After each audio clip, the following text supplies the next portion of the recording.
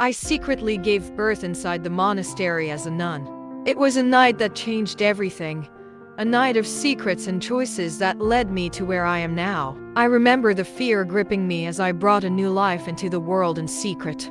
With Father Donard's voice echoing urgency outside my door, my heart raced with the weight of my hidden truth. Whispering reassurances to my newborn, I huddled close, shielding him from the world I feared. "Reverend, is something wrong?" I said, very weak, exhausted by childbirth. "Go downstairs immediately. You have an unknown visitor," Father Ben said. Trembling with fear, I wondered if the monster had tracked me down even within the safety of the monastery's walls. Thankfully, the person at the door happened to be a courier, not the nightmare I feared. It was one of those moments where relief washes over you like a wave. It's funny how life can throw unexpected twists, isn't it?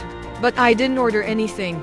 My heart skipped a beat as I stared at the unexpected package. Curiosity piqued. I cautiously opened the box, revealing a chilling message from the monster from my past. "I'm giving you 48 hours head start. I'm close." Thank God. The monster didn't know about my baby. I sighed. As night descended, a restless determination stirred within me. I knew I had to find a loving family for my son, someone who could protect him from the dangers that lurked in the shadows. Each door I approached felt like a potential threat, except for one, Amber. Her warmth and kindness were like a beacon of hope in the darkness that engulfed me. With a heavy heart, I made the agonizing decision to leave my son on Amber's doorstep. The ache in my chest was unbearable as I heard his cries echo in the night. "Baby, where are your parents? Is there anyone here?" Amber's voice carried concern, but I couldn't risk exposure. I left a note, a silent plea to see this as a blessing from above, urging her not to involve the authorities. Back to the dim cell, where I gave birth to my little one. My heart raced with fear as I packed my few belongings in haste. The pain from childbirth, a relentless reminder of my past, confined me to the cold stone floor. "No, not again," I whispered to myself, the memories of that agonizing time flooding back, threatening to engulf me in despair. As the night wore on, a sliver of relief came with the morning light. I managed to ease the pain with some painkillers, a temporary respite from the physical and emotional turmoil. Determined to escape the looming threat, I made a decision to leave immediately. But my heart weighed heavy with guilt as I glanced at the meager donations meant for the monastery's upkeep. Desperation clouded my judgment, and I took some money, telling myself it was for survival, knowing deep down it was a breach of trust. With each step away from that cell, I carried not just physical pain but the burden of my actions. The stolen money felt like a weight on my conscience, a reminder of the lengths I had to go to protect my son and myself.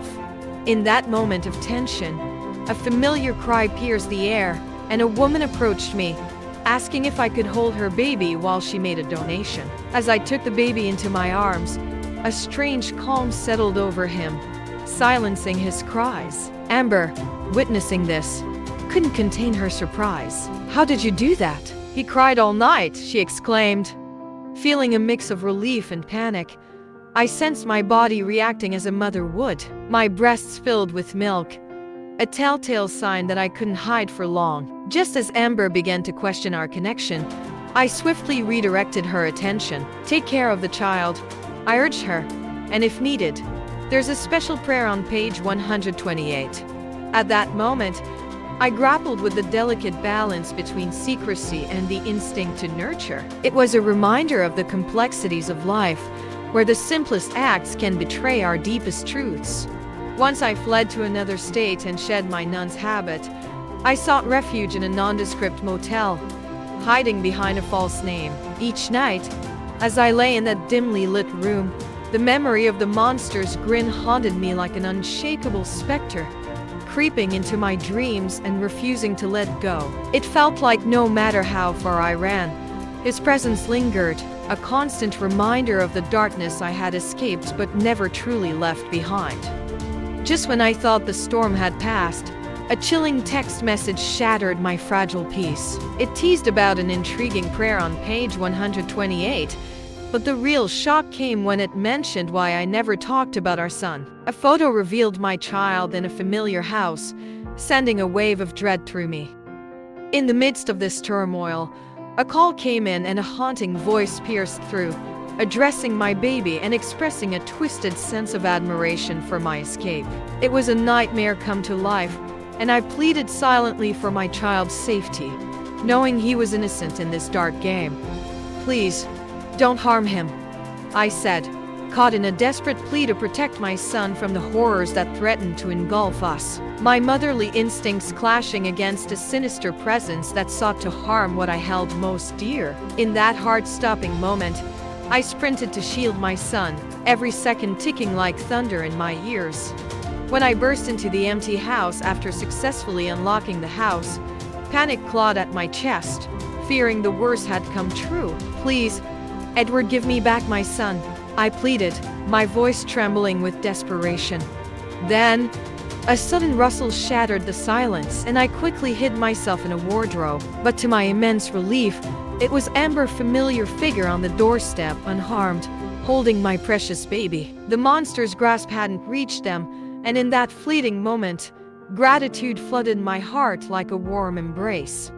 The brief respite of happiness shattered when Edward, the tyrant from my past, appeared out of nowhere. His smooth words and deceptive charm were like a cruel twist of fate, blurring the lines of reality. "Honey, meeting you feels like destiny," he said, his eyes fixated on my son. His claim to fatherhood was as chilling as his grin. "Thank you for giving me a chance in your life, sweetheart," Edward continued, his words dripping with false sweetness as he took our son to bed. The image of him tucking in my child, a child he had no right to, fueled my determination to protect what little happiness we had. The safety of my son and the newfound sense of family with Amber were the only things that mattered now. As soon as Amber stepped out, leaving my baby alone with Edward, a familiar chill swept through the room. It was like a nightmare replaying itself in reality. "I can smell you, Maria." The scent of fear, Edward's menacing voice echoed, sending shivers down my spine. My heart started racing with dread. Unfortunately, he opened the wardrobe I was hiding in.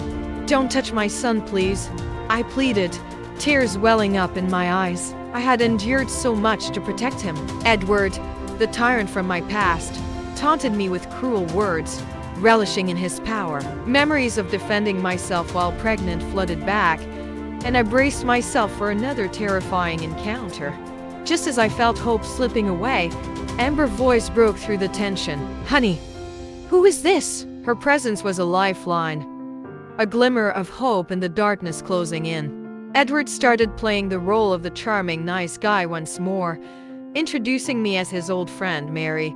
The fear in Amber's eyes mirrored my own, but we had to keep our composure. "Nice to meet you, Mary. Have we met before?" Amber asked with a smile. Amber and I exchanged a silent understanding. In that tense moment, I struggled to maintain a facade of calm. Amber, sensing the danger, stood by my side like a silent ally, ready to act at a moment's notice. I knew that any misstep could lead to pain and suffering. But beneath the surface, a storm of emotions raged within me: fear for my son's safety, anger at Edward's deception, and a fierce determination to protect those I cared about.